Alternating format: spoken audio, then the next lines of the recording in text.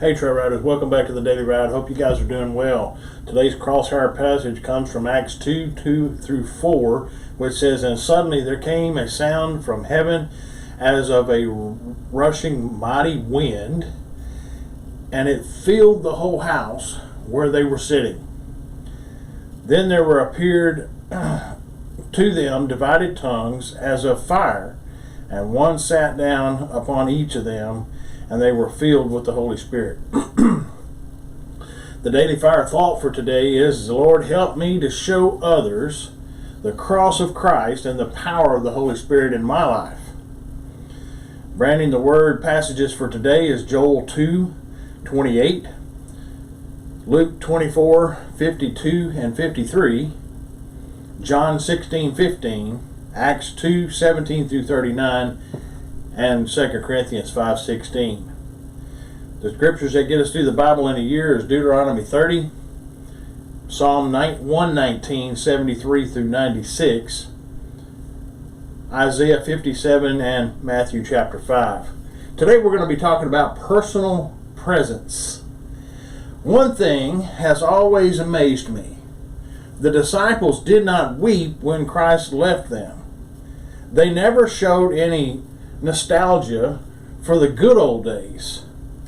Luke tells us that after he ascended out of their sight, they returned to Jerusalem with great joy and were continually in the temple praising and blessing God. Luke 24:52 and 53. Why did they display such a remarkable reaction to the departure of Jesus? The answer is the coming of the Spirit. When Christ was present, they were only eyewitnesses of His power.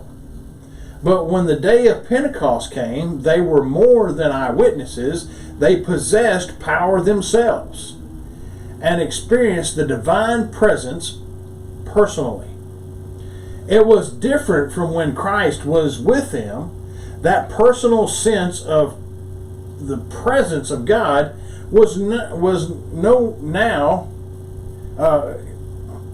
personal presence of God is nowhere, said to be just for the disciples alone, as if they were some kind of elite band. Peter said, "The promise is to you and to your children and to all who are afar off, as many as the Lord our God will call." Acts 2:39. He quoted the promise from the prophet Joel, where God said, "I will pour out my Spirit on all flesh." Verse 17. Wesley observed that this promise is not only for the day of the Pentecost, it is described as the normal Christian experience, as does the whole book of Acts. Another curious fact is that although Jesus told the disciples to take bread and wine in memory of Him, they never used the language of remembering one.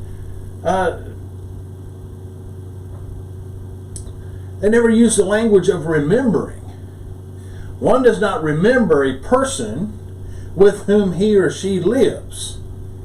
He is a living and abiding presence by the Spirit. From now on, we regard no one according to the flesh. Even though we have known Christ according to the flesh, yet now we know Him thus no longer. 2 Corinthians 5:16. To be filled with the Spirit makes us alive to Jesus, which is even better than being alive when Jesus was on earth. Note too, that the Spirit does not come to talk about Himself, but to reveal Jesus.